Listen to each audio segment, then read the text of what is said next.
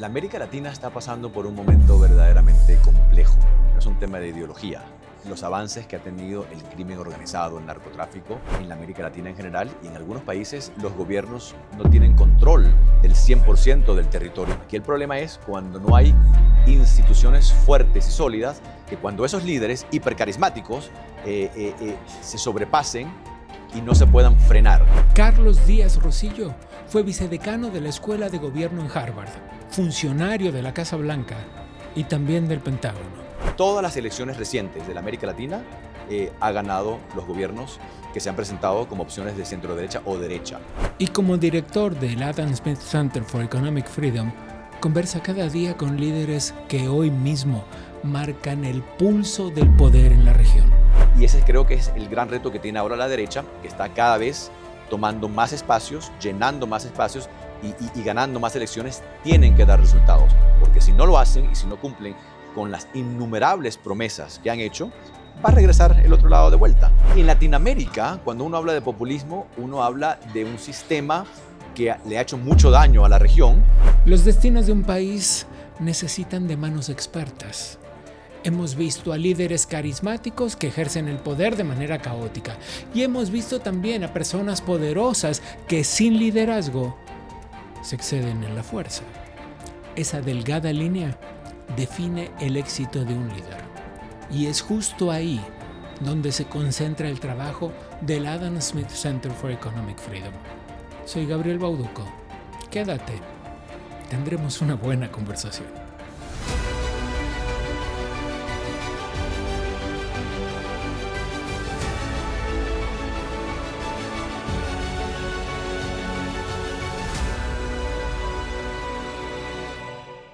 Carlos, compartes conversaciones muy largas con mandatarios actuales y con gente que ha estado en las tripas del poder. La realidad es que Latinoamérica aparece como un escenario súper complejo. ¿Cuál es el diagnóstico que haces desde el centro con la experiencia acumulada? Te respondo en varias partes. Y primero, muchísimas gracias por la oportunidad de compartir estos minutos contigo y con el público de Contracorriente. La América Latina está pasando por un momento verdaderamente complejo. No es un tema de ideología, sino un tema de la democracia, que sin duda alguna es el mejor sistema político que tenemos. Winston Churchill dijo una vez que la democracia es el peor de todos los sistemas, excepto por todos los demás. Y es cierto, no es un sistema perfecto, pero es el mejor que tenemos. Igual que el libre mercado es el mejor sistema económico, el capitalismo es el mejor sistema económico, pero tiene problemas, obviamente. Y a mí me preocupa que ha habido una seria erosión de la credibilidad de la democracia en la América Latina. Gente que ve que la democracia no da resultados. Y cuando un sistema político no te da resultados, empiezas a pensar que hay otros sistemas políticos mejores. Los políticos tienen que darle resultados concretos a la población. Y eso me preocupa porque hoy día, según las encuestas, una de ellas de Latinobarómetro, la democracia no está pasando por su mejor momento. Y cuando llegan líderes con tendencias autoritarias que prometen resultados, la gente obviamente quiere que sus líderes le den esos resultados. Entonces, esa falta de credibilidad, esa falta de confianza en la democracia, creo que es preocupante. Ahora bien, desde el punto de vista de la libertad económica, hemos explicado muchísimas veces que libertad económica y democracia van de la mano y prácticamente no existe una sin la otra, al menos de manera plena, claro, digamos. No puedes tener libertad económica sin tener libertad política. Y Estado de Derecho que lo acompaña. Estado de Derecho, por supuesto. ¿No? Bien, ahora el punto es, ¿cuáles son los focos rojos que ves en la región, en América en general? Hay varios. Número uno, hay un gran problema con la falta de institucionalidad. Países en los que muchas veces se cree que el líder puede resolver todos los problemas y no tenemos instituciones fuertes, sólidas, que puedan darle cierto límite a cuando un líder se pase Claro. de la raya. Es un problema serio. Número dos, los avances que ha tenido el crimen organizado, el narcotráfico, en la América Latina en general y en algunos países los gobiernos no tienen control del 100% del territorio Por nacional. supuesto. Eso es verdaderamente preocupante. Número tres, ¿Es algo México un escenario que se parece en algo a eso? Te lo pregunto directamente claro, porque el presidente Trump ha estado siendo muy directo respecto a sus sí. declaraciones con frases que en México resultaron escandalosas como o hacen su trabajo o lo haremos nosotros. Eh, ¿Es México un escenario que se roza esto que tú estás A describiendo? mí no me cabe la menor duda de que el gobierno de México está comprometido con la lucha en contra del narcotráfico. La cuestión es si tiene control operativo del Correcto. 100% del territorio nacional. Y hay evidencia muy clara que sugiere que en ciertas partes del país los narcos, el crimen organizado, son los que tienen ese control.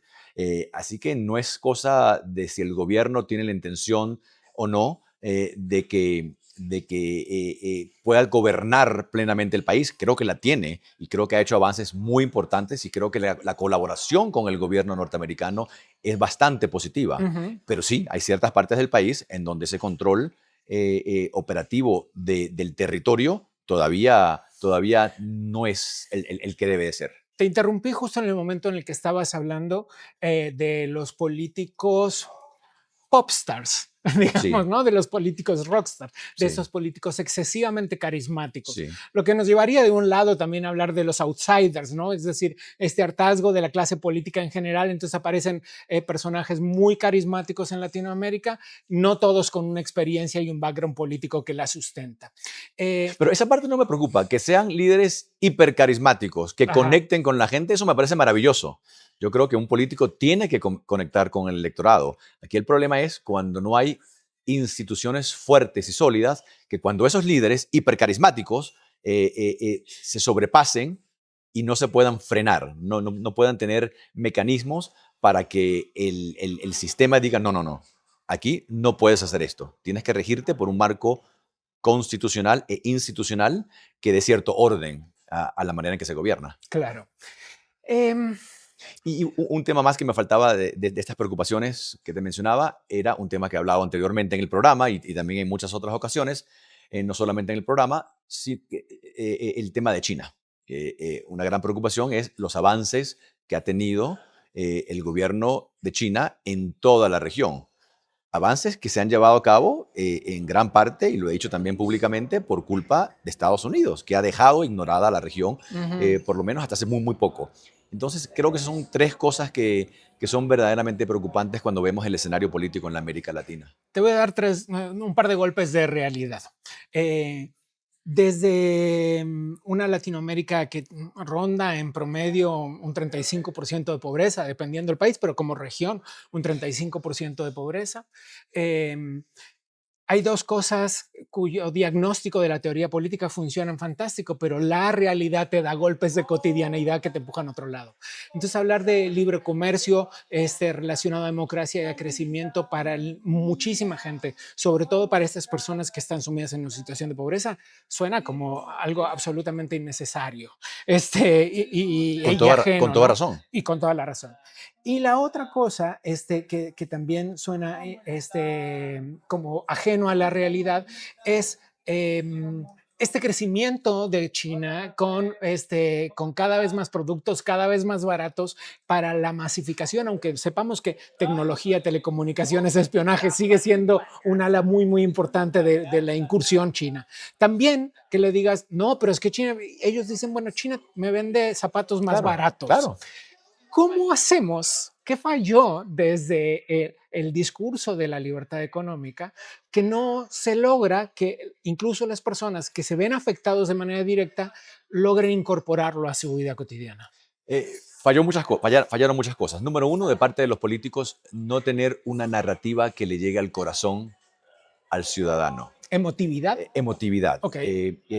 La gente, yo estoy totalmente convencido de que la gente vota o sigue a un líder por lo que siente más de por lo que piensa. Ujú. Votar es un acto emotivo y muchas veces los líderes de derecha, los líderes que promueven la democracia, el libre mercado, el libre comercio, o, yo preferiría hablar del justo comercio más que del libre comercio, pero bueno, Ok. son líderes Suena más que, razonable también eso. sí, creo que sí, son líderes que piensan que por tener el mejor plan de gobierno, el mejor plan económico, van a hacer que la gente vote por ellos o los siga. Y no, no les llega al corazón.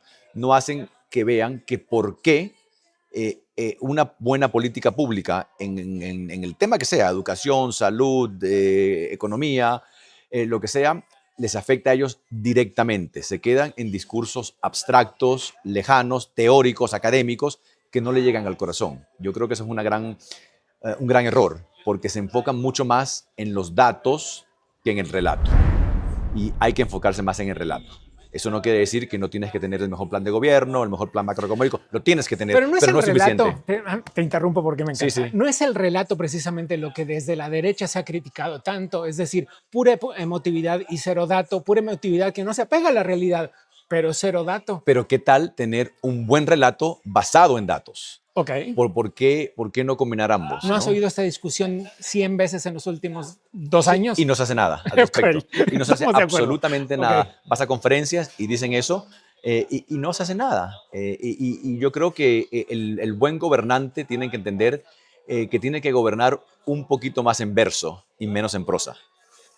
ok. No puedes... Más poesía. más poesía, Ok. mucha más poesía. Suena abstracción, pero es muy claro No, lo que pero es estás muy claro, diciendo. mucho más verso, mucho más llegarle al corazón a la gente y dejarles ver por qué la democracia es beneficiosa para ellos, por qué el libre mercado, por qué una política pública determinada los afecta de manera positiva, porque puedes tener un extraordinario plan de gobierno, una extraordinaria política pública, que para que la puedas implementar como Ujú. debe de ser, tienes que saber venderla, tienes Ok, que comunicarla. Gobernar es comunicar, no sí. solamente llenar una serie de requisitos técnicos que sean aprobados por el Fondo Monetario Internacional o por el Banco Mundial, tienes que apegarte a la realidad política. Y la política es conexión con la gente, conexión con el corazón de la gente. Me pregunto, ¿qué es lo que perdió la clase política? Porque estamos viendo una mutación Sí, enorme, sobre todo en Latinoamérica, ¿no? Hay un péndulo natural en la sí, política, pero sobre todo en Latinoamérica estamos viendo bandazos, ¿no? sí. Golpe hacia un lado, golpe hacia el otro. Y es como si las virtudes, las características los estudios de los candidatos que llegan, que son capaces de acercarse más al poder y de conectar más con la gente, parecieran no estar en esto que conocíamos antes. ¿Qué cambió? ¿Qué se perdió? Yo creo que perdieron la razón por la cual uno debe de entrar al servicio público, al ámbito público, que es para hacer que la calidad de la vida de la gente mejore. Esa conexión directa con la Sabes que hoy gente. el 99% de la población no cree ni un poco en esa vocación de servicio. Y lo entiendo perfectamente porque muchos políticos, no voy a decir que todos, pero muchos políticos se han olvidado de la razón por la cual entraron en la política, que debe de ser, siempre debe de ser, mejorar la calidad de vida de la gente. Tú puedes hacer una gran labor como periodista, como ingeniero, como doctor, como empresario y mejorar la calidad de vida de mucha gente, pero cuando lo haces desde la política, no estamos hablando de cientos o de miles de personas, estamos hablando potencialmente de millones de personas que puedes afectar positivamente. Yo creo que se olvidan de esa razón que debe ser la principal para entrar en el servicio público, en la política. Y ves a muchos políticos que como parece que le da, no sé, ven a la gente de lejito y los abrazan así de lejito y no quieren tener esa cercanía con la gente. Eh, O sí, o hay muchos que tienen la cercanía extrema, pero que después tienen la incapacidad de lidiar con una crisis institucional, con un tema político profundo. Te pregunto esto porque tú también conoces las tripas del poder desde la Casa Blanca, pero también en la cotidianeidad en tu rol de asesor político. Entonces, ¿por qué debería optar la gente? Carlos, suena tonto que un hombre de mi edad lo diga, pero es difícil votar últimamente. Sí, porque la gente en muchas ocasiones, quizás en la mayoría de ellas, yo te diría que cuando van a votar piensan que tienen que votar por el menos malo. Y lo entiendo, pero ¿por qué no pensar en la posibilidad de darle el apoyo a alguien que quizás sí tenga esa vocación de servicio, que quizás sí tenga el deseo de mejorar la vida de millones de personas. Y el problema es que los incentivos que te dan las campañas hoy día para ganar no son los incentivos que tienes para gobernar.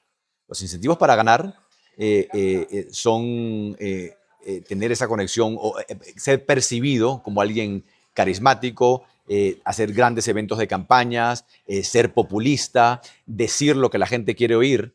Y los incentivos para gobernar son muy diferentes. Es darle a la gente lo que necesita, no necesariamente lo que quiere. Es ser serio, es ser sobrio. Y esas dos Y cosas ves, no siempre van mano a mano. desde la academia en Harvard, otra vez, uno sabe que el poder y el liderazgo no siempre son la misma cosa. Así es.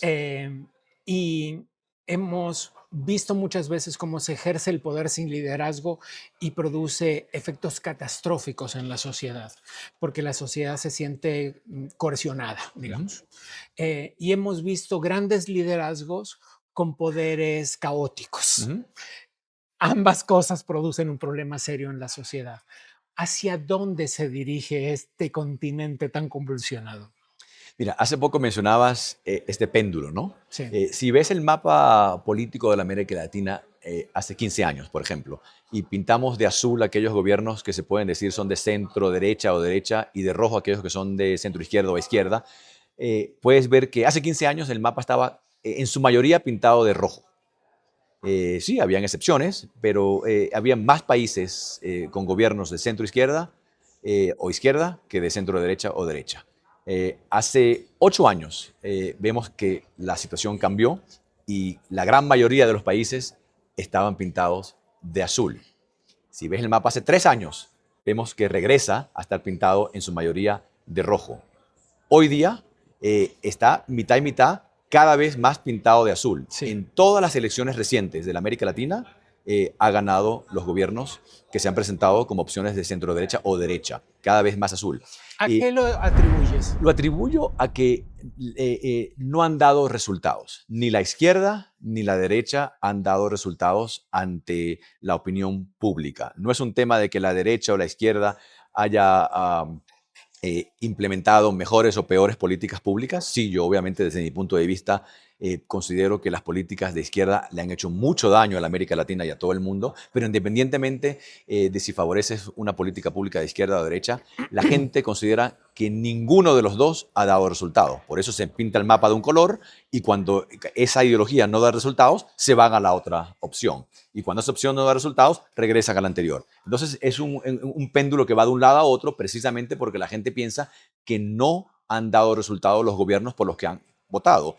Y ese creo que es el gran reto que tiene ahora la derecha, que está cada vez tomando más espacios, llenando más espacios y ganando más elecciones. Tienen que dar resultados, porque si no lo hacen y si no cumplen con las innumerables promesas que han hecho, va a regresar el otro lado de vuelta. Entonces aquí es un tema de resultados más que de ideología. Hablas del centro y echamos el término por primera vez sobre la mesa. Eh, Te cuento cosas que me pasan a mí. Supongo que tienes amigos de izquierda y de derecha, Sí, y claro. que conversas con todos, Sí. y que debates con todos. Trato. Bueno, ok. A mí me pasa Con algunos es difícil conversar, ¿eh? Claro, Pero bueno, por supuesto, pero eso no, que el amor Pero es otra cosa. es lo que hay. Exacto. Pero bueno, a mí me pasa, te quiero contar lo que me pasa a mí, a ver si te hace sentido.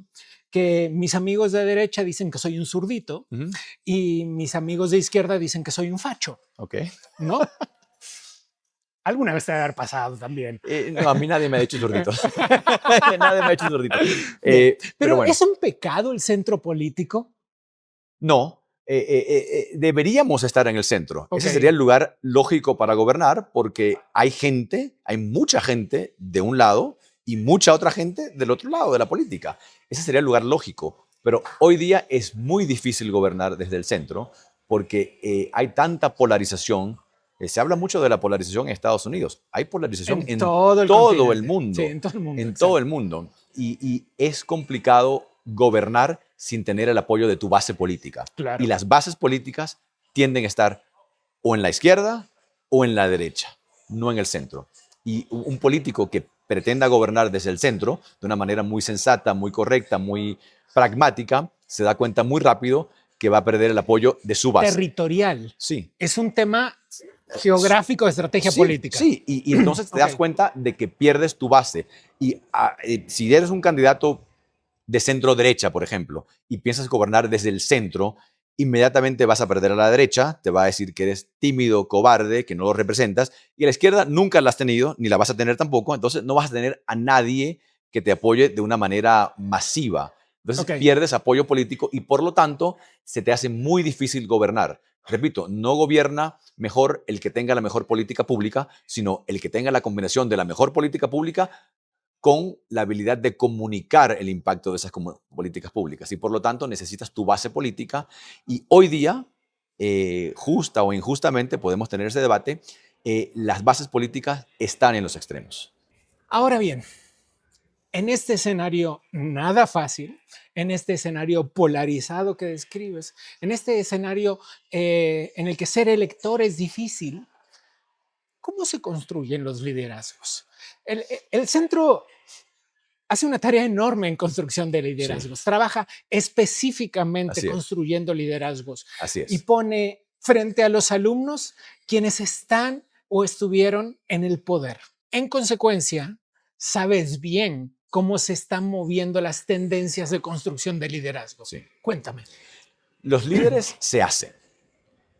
No se nace, es decir, se puede educar a un líder. Absolutamente. Una persona puede tener ciertas características que te facilitan ese liderazgo. Ser carismático, ser simpático, en algunos casos ciertos rasgos físicos, ¿no? Han habido estudios que demuestran que los candidatos más altos les tiende a ir mejor a los que Estoy frito. Lucir bien, ser telegénico, hablar bien, comunicar bien, ser elocuente, ciertas cualidades incluso físicas, que ayudan, obviamente. Pero un líder se puede formar, se puede preparar, un líder se puede hacer. Tienes una serie de requisitos, o no requisitos, de cualidades físicas que son las tuyas, esas no se cambian, pero con una buena preparación, con buenos estudios, obviamente puedes generar mucha más habilidad de llegarle al electorado. Y esa preparación es indispensable. Puede ser extraordinariamente carismático, como lo es un cantante o un actor de cine. No necesariamente quiere decir que esa persona va a ser el mejor gobernante. Claro. Tienes que tener esa preparación que es indispensable y lo que queremos hacer desde el centro es precisamente ayudar a la preparación de líderes. Líderes no solamente políticos, sino también líderes empresariales. Por eso acabamos de lanzar un pregrado y ahora un posgrado, una maestría en liderazgo empresarial y político para unir las herramientas necesarias que se requieren para ser un buen líder en cualquier área que decidas ejercer ese liderazgo, sea en el sector privado o en el sector público, porque esas herramientas son muy parecidas y por eso queremos enfatizar tanto la importancia de preparar a esos nuevos liderazgos para que tengan las herramientas necesarias para ser buenos líderes. Hablaste en algún momento de la conversación acerca del populismo. Sí. Y como te dije antes, estamos viendo muchos modelos de outsiders, de gente particularmente carismática, que además sucede que cuando llega al poder, convierte en el poder la institución presidencial en un modelo hiperpresidencialista, muy personalizado, muy enfocado, muy, lo digo yo, no tú, muy mesiánico algunas veces. ¿Cuál es el riesgo? ¿Cómo se encuentra el justo medio? Porque las masas, la extrema derecha y la extrema izquierda, tan adepta a sentirse identificada y a volverse fanática, claro, no admite los términos medios, como bien lo dejaste claro. Pero por eso es tan importante tener instituciones fuertes, sólidas. Contrapesos. Claro, pesos y contrapesos, para que cuando un líder de esos que mencionas, hiperpresidencialistas, que quieran ejercer el poder presidencial con poderes mucho más allá de los que en realidad les otorgan las constituciones de sus países, puedan ser frenados y puedan ejercer su liderazgo con fuerza. Yo sí creo que un líder tiene que tener fuerza. Yo creo en los presidentes fuertes, pero fuertes dentro del marco constitucional y legal. Y eso se puede garantizar solamente cuando tienes instituciones fuertes, sólidas. Mencionaste el tema del populismo. Y yo creo que aquí hay que hablar un poquito de qué es el populismo y cómo se entiende el populismo. Porque el populismo... Y te cuelo la pregunta de una vez. porque la mayoría de las personas cuando hablan de populismo hablan de la izquierda, pero hay populismo de derecha. Totalmente. Y en Latinoamérica, cuando uno habla de populismo, uno habla de un sistema que le ha hecho mucho daño a la región, un sistema muy parecido al que gobernó a la Argentina, por ejemplo, por muchos años, un sistema en el que los políticos le dicen a la gente lo que quieren oír, en lo que crecen el Estado y empiezan a repartir recursos que no tienen y empiezan a tomar medidas y políticas públicas que van en contra de la disciplina fiscal y hacen todo el desastre que hicieron los gobiernos de la Argentina hasta hace muy poco. Esa es una manera de ver el populismo. Pero también hay otra manera de ver el populismo que es muy diferente, que es un sistema en el cual el líder tiene la humildad necesaria para darse cuenta que hay mucha sabiduría en la opinión de un carpintero, de un plomero, de un taxista, de un electricista, de la gente del pueblo. Porque vive en la economía porque cotidiana. vive en la economía de todos los días y Claro. sabe lo que está sucediendo en las calles. Un sistema en el que las élites políticas no son las únicas que tengan un monopolio del conocimiento. Muchas veces se implementan políticas públicas desde arriba, con modelos macroeconómicos maravillosos en teoría, con las ecuaciones adecuadas, y las élites políticas piensan que son los únicos que tienen ese monopolio del conocimiento. Y yo creo que hay mucha sabiduría en darse cuenta, en tener la humildad de que la gente del pueblo, la gente que ve la economía desde su propia perspectiva todos los días en las calles, tiene conocimiento necesario para saber el impacto que tienen esas políticas maravillosas en el papel, pero que no funcionan en la realidad porque no tienen la sensibilidad política o social cuando se implementan. Entonces, si vemos el populismo como esta filosofía que le dice al líder que tienes que escuchar a la gente, al pueblo, que hay mucha sabiduría en lo que ellos piensan, creo que lo vemos entonces de una manera diferente y se puede entender ¿por qué no puedes gobernar solamente desde arriba, aislado de la realidad política y social? Y tienes que entender que las políticas públicas, las políticas económicas que implementas, que te pide el Fondo Monetario Internacional, el Banco Mundial, no siempre son las mejores desde el punto de vista político y social, porque afectan a gente de carne y hueso que tiene que pagar Impuestos el efecto sí. de todas esas políticas que les afecta a ellos mucho más que a las élites. ¿Cuál es la amenaza que ves en la próxima década? ¿Cuál es la batalla que la democracia y las instituciones tienen que librar en la próxima década en este continente? Las que te mencioné al principio. Número uno, la falta de confianza en la democracia. Cuando la gente piensa que la democracia y los procesos democráticos no dan resultados, se van y optan por opciones no democráticas. Eso es número uno. Número dos, como te dije, el tema del avance del crimen organizado y el narcotráfico. Y tres, el avance de la penetración económica y política de China en la región y en todo el mundo. ¿Qué veremos en el centro en el próximo semestre para terminar el año? Estamos ya por lanzar esta maestría que te mencionaba, una maestría de ciencias en liderazgo empresarial y político, fortaleciendo el pregrado, que ya comenzó también, muchos más programas educativos, no solamente para estudiantes de la universidad, sino también para ejecutivos y jóvenes políticos en toda la región, un programa muy ambicioso de llevar cursos de 2, 3, 4 días a toda la región para capacitar a jóvenes empresarios y servidores públicos con estas herramientas para ser mejores líderes. Muchos eventos públicos abiertos al público, donde tenemos no solamente a ex mandatarios, ex funcionarios públicos, sino a funcionarios que actualmente están en el poder, servidores públicos en funciones, para que puedan interactuar no solamente con los estudiantes en la universidad, sino con miembros de la comunidad. Continuar lo que estamos haciendo ya a un nivel mucho más amplio, llevarlo a escala para impactar no solamente a cientos, sino a miles y eventualmente a millones. Carlos, gracias por la conversación. Un placer siempre.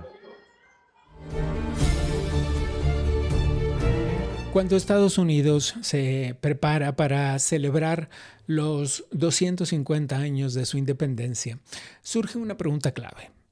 ¿Cómo transmitir a las nuevas generaciones los principios que dieron origen a la República estadounidense?